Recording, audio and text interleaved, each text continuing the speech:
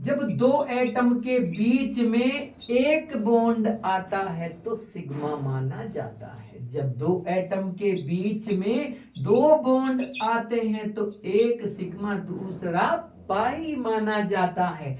दो एटम के बीच में जब तीन बॉन्ड आते हैं तो एक सिग्मा बाकी के दो पाई माने जाते हैं। दो एटम के बीच में जब एक एरो आता है तो उसी को सिग्मा माना जाता है। दो एटम के बीच में एक कोवेलेंट दूसरा कोऑर्डिनेट आता है तो कोवेलेंट को सिग्मा और कोऑर्डिनेट को पाई माना जाता है।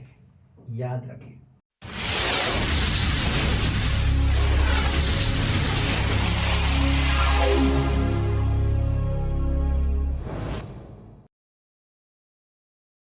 हेलो स्टूडेंट्स, नमस्कार। एक क्वेश्चन अब मैं आपको और बता रहा हूं जो इस बार नीट के लिए इंपॉर्टेंट है। एक क्वेश्चन आता है, what is the general formula of alcohol series? What is the general formula of ester series? What is the general formula of unsaturated dihydric alcohol series? ऐसे किसी भी एक होमोलोगस सीरीज का नाम देके होमोलोगस सीरीज का फॉर्मूला है, उसकी कोई प्रॉपर्टी पूछ सकते हैं। तो प्रॉपर्टीज वगैरह आप याद रखिए, वो आपको बता रखी होंगी। अब मैं आपको बता रहा हूं कैसे जनरल फॉर्मूला बनाते हैं। चाहे आपसे कार्बोक्सिलिक एसिड का बनाए, एस्टर का बनाए, एल्डिहाइड का बनवाए, कीटोन का बनवाए, अमाइन का बनवाए, किसी का बनवाए, आप नीचे C के नीचे N लिखना है, H के नीचे 2N लिखना है, जितने O हैं उतने लिख देना है, बात खत्म। अब चेक करना है कि N की वैल्यू, N मतलब नंबर ऑफ कार्बन, आपने कितनी रखी थी यहाँ। साहब मैंने तो एक ही रखी है कार्बन, एक कार्बन रखा है, ठीक है। तो एक रखने के बाद एक जब N की जगह आप रखते हो तो H की जगह कितने होने चाहिए थे? सर H की जगह 2 into 1 यानी कि 2 होने चाहिए थे, जबकि हैं कितने यहाँ पर H? यहाँ तो 3 और 1 4 H है टोटल H यहाँ 4 हैं, आपके हिसाब से तो 2 ही हो रहे हैं। तो भैया इनको 4 करो, भैया इनको 4 करो बाबू, करते ही आंसर आ जाएगा। This is the general formula of alcohol series. नहीं आया ना समझ में? वापस मुझे अमाइन सीरीज का फॉर्मूला बनाना है। कौन सी अमाइन का? जो आपका मन करे, 1 degree amine, 2 degree amine, 3 degree amine. मान लीजिए मुझे 2 डिग्री अमाइन का फॉर्मूला बनाना है। आपसे सवाल पूछ रहे हैं, what is the general formula of 2 degree amine series? आपको पता होना चाहिए कि 2 डिग्री अमाइन होता क्या है। This is 2 degree amine. N पर दोनों तरफ वैकेंसी। अब वैकेंसी को पूरा कर दीजिए, इधर भी कम से कम एक एक कार्बन लगाइए। इसके साथ वैलेंसी पूरी करने के लिए H लगाइए, इसके साथ भी वैलेंसी पूरी करने के लिए H लगाइए। अब जो जो चीजें हैं सीक्वेंस में लिख दीजिए कि साहब C है, H है, N है। Very nice, very nice. C के नीचे N लगाओ, H के नीचे 2N। हमेशा C के नीचे N लगाना, H के नीचे 2N लगाना, कोई चेंजेस नहीं करना है, यही करना है अपने को। मैंने भी यही कर दिया, C के नीचे N, H के नीचे 2N।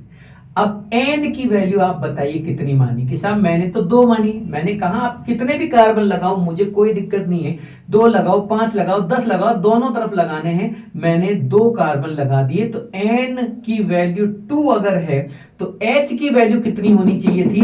2 into 2 4 होनी चाहिए थी भैया, 2 into 2 4। लेकिन आपके फॉर्मूला में जो आपने जनरेट किया है उसमें तो 6 है। यहां कितनी है? 4।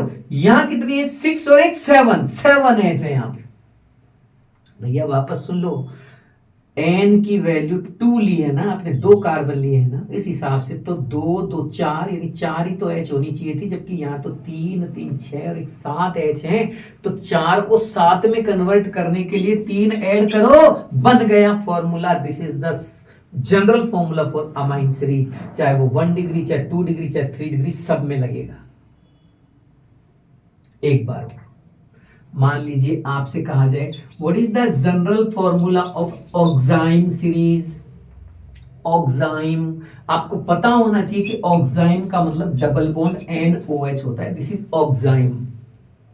मुझे अब इसका जनरल फॉर्मूला पूछा गया है तो मैंने वैकेंसी पे कार्बन लगा दी। लो जी भैया, एक ही लगा रहे हो सर आप बार बार, मैंने कहा ना कितने भी लगाओ, मैं एक लगा रहा हूं, आपकी मर्जी है जितने लगाओ, जितने लगाओगे उतने कैलकुलेशन बढ़ेगा भाई। एक लगा दिया वैलेंसी पूरी करने के लिए, H लगा दिया, बताओ क्या क्या है, C है, H है, N है, O है। C के नीचे N लगाओ, H के नीचे 2N लगाओ। अब बताओ C कितने लिए थे आपने, मैंने तो एक ही लिया था, तो एक आ गया N की जगह पे, N की वैल्यू 1 हो गई, तो H की वैल्यू 2 इंटू 1 2 होनी चाहिए थी, जबकि है कितनी 3 होनी चाहिए थी 2 और है वास्तव में 3, तो 2 को 3 कैसे बनाओगे, एक जोड़ दो इसमें, this is the general formula of oxime series. अरे नहीं यार, एक बार वापस एक और ले लीजिए। मान लीजिए आपसे कहा जाए कि सर एक जनरल फॉर्मूला बताइए, अनसैचुरेट साइक्लो मोनोहाइड्रोक्सी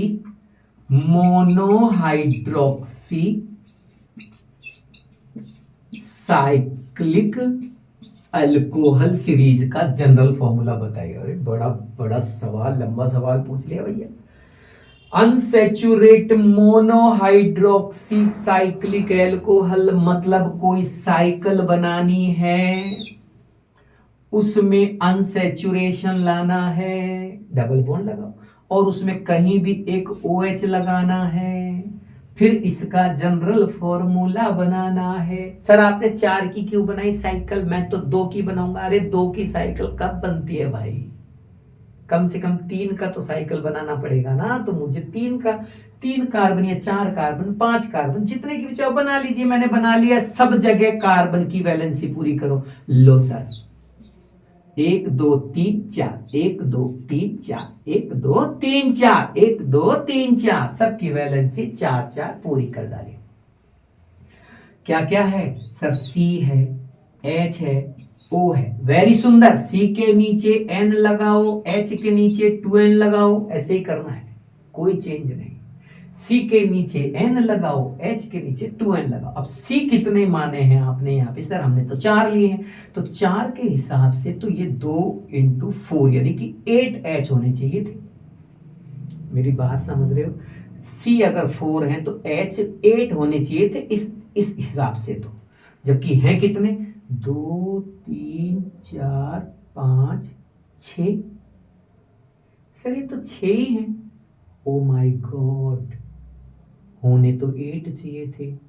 देखो C1 2 3 4 यहां रखोगे तो यहां 2 इंटू 4 8 होनी चाहिए थी ना, जबकि है तो केवल टोटल गिने तो 1 2 3 4 5 6 है। ओफो, तो भैया 8 को 6 में कैसे कन्वर्ट करते हैं, -2। This is the general formula of this compound. समझ गए, जनरल फॉर्मूला बना लोगे।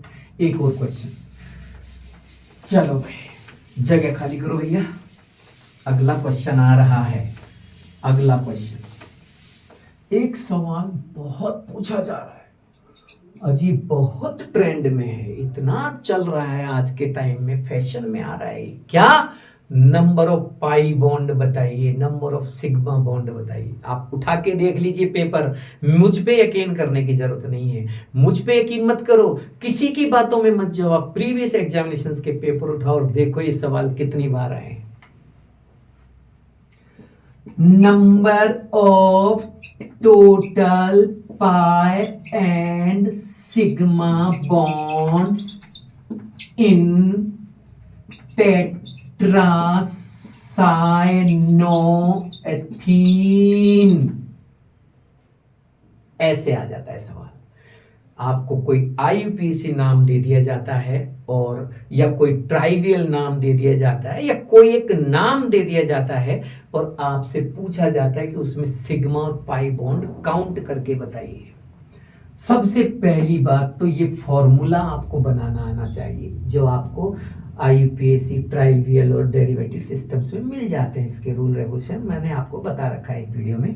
अब मुझे क्या करना है, डबल बॉन्ड से लगा के एथीन बनाना है और इस पे 4 CN लगाने हैं। ध्यान रखें, सारे एटम्स को उनके जुड़े हुए बॉन्ड से रिप्रेजेंट करें।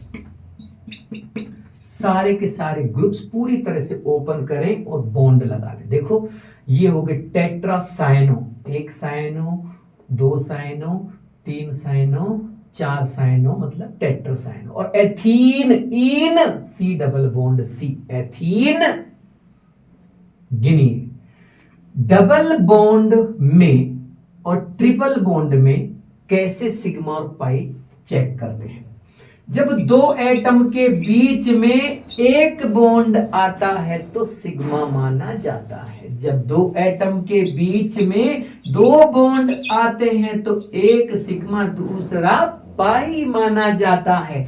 2 एटम के बीच में जब 3 बॉन्ड आते हैं तो एक सिग्मा, बाकी के 2 पाई माने जाते हैं। 2 एटम के बीच में जब एक एरो आता है तो उसी को सिग्मा माना जाता है। 2 एटम के बीच में एक कोवेलेंट दूसरा कोऑर्डिनेट आता है तो कोवेलेंट को सिग्मा और कोऑर्डिनेट को पाई माना जाता है।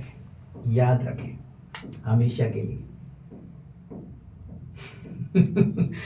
याद रखो, काम आएगा, काम आएगा। आ जाओ बेटा, बोलो बेटा, कितने सिग्मा? 1 सिग्मा और 2 पाई। 1 सिग्मा और 2 पाई, ट्रिपल है ना ये। यहां दोनों के बीच में 1 सिग्मा, यहां 1 सिग्मा, यहां 1 सिग्मा 1 पाई, 1 सिग्मा 1 सिग्मा, 1 सिग्मा 2 पाई, 1 सिग्मा 2 पाई। बोलो भाई, गिन के बोलो भाई, कितने सिग्मा कितने पाई? बोलो मेरा बच्चा, नंबर ऑफ सिग्मा बॉन्ड।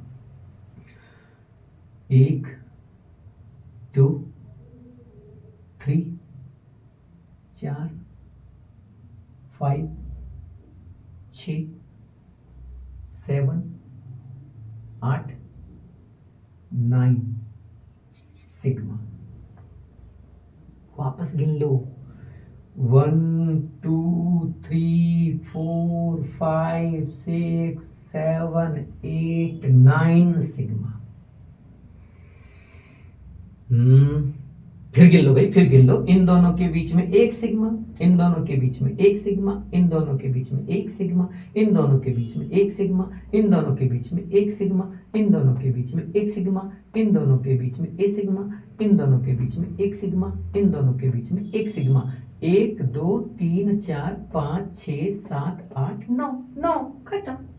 पाई गिनो, 1 2 3 4 5 6 7 8 9 हैं 9 9। वापस गिन लेते।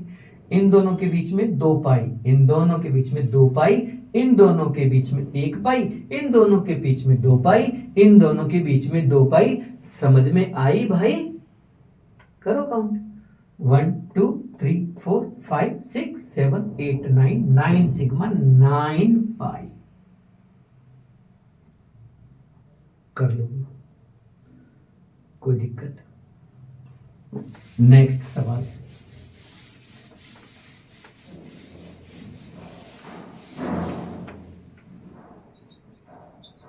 डिग्री। डिग्री डिग्री पूछी जाती है। Degree, total number of 2 degree carbons in following structure. एक स्ट्रक्चर आपको मिली और कहा कि इसमें 2 डिग्री कार्बन कितने हैं बताइए। एक स्ट्रक्चर मिली और पूछा इसमें 1 डिग्री कितने कार्बन है। आपको एक क्वेश्चन मिला और बोला कि बताओ किसमें 2 डिग्री कार्बन नहीं है। आपको कोई स्ट्रक्चर मिली और पूछा बताओ किसमें कोई भी कार्बन 1 डिग्री नहीं है। अनाप शनाप तरीके से पूछेगा वही डिग्री। अब डिग्री का मतलब समझिए, कोई भी कार्बन डायरेक्ट कितने से जुड़ा है? डायरेक्ट डायरेक्ट डायरेक्ट का मतलब ये डायरेक्ट, देखो इनडायरेक्टली तो पूरी चेन ही इससे जुड़ेगी है, मैं कह रहा हूं डायरेक्टली इस कार्बन से डायरेक्ट कितने जुड़े हुए हैं वही इसकी डिग्री होगी। इस कार्बन से कितने कार्बन डायरेक्ट जुड़े हैं वही इसकी डिग्री होगी। ये भी 1 डिग्री। अब इसे देखो, ये चारों तरफ से जुड़ा हुआ है, दिस इज 4 डिग्री। इधर इधर दोनों तरफ 2 डिग्री, इधर इधर इधर 3 डिग्री, ये 1 डिग्री, ये 1 degree, this is the answer. आपसे पूछे भाई नंबर ऑफ 1 डिग्री कार्बन बताइए, तो 1 2 3 4 5 कार्बन है भैया। 2 डिग्री बताइए, 2 डिग्री यहाँ 1 है। 3 डिग्री बताओ, 3 डिग्री यहाँ 1 है। 4 डिग्री बताओ, 4 डिग्री यहाँ 1 है। 5 6 7 8 1 2 3 4 5 6 7 8 8 8 8 8 कार्बन, मतलब हमने सही किया है, इक्वल है दोनों तरफ डिग्री। हाइड्रोजन भी पूछ लेता है कि भाई हाइड्रोजन और बताइए 1 डिग्री हाइड्रोजन, तो ध्यान रखें 1 डिग्री कार्बन पर attached all hydrogens are known as 1 degree hydrogen and the hydrogen which are present on 2 degree carbon known as 2 degree hydrogen, and the hydrogen which are present on 3 degree carbons are known as 3 degree hydrogen, and 4 degree hydrogen can't be possible because 4 degree carbon already fully valenced हो चुका है। 1 degree hydrogen गिनिए, 3 इस पे 3 इस पे 3 इस पे 3 इस पे 3 इस पे 5 into 3 मतलब 15। एक कार्बन पे 3 H लगाओगे ना। 2 डिग्री कार्बन पे यहां 2 H और लगेगी तभी इसकी वैलेंसी पूरी हो जाएगी। 2 डिग्री H हो गई 2। 3 डिग्री कार्बन पे यहां एक ही H है, 1 डिग्री H हो गया 1, और 4 डिग्री 3 डिग्री H हो गया 1, और 4 डिग्री H कभी हो भी नहीं सकती। Any doubt? एक एक सवाल इनके भी आपको थोड़ा सा प्रैक्टिस करना है। ये जो भी मैंने बताए हैं तीनों टॉपिक, तीनों को अच्छे से लर्न करना है। Thank you. अगली बार फिर मिलेंगे, फिर एक नए सवाल के साथ। तब तक के लिए नमस्कार।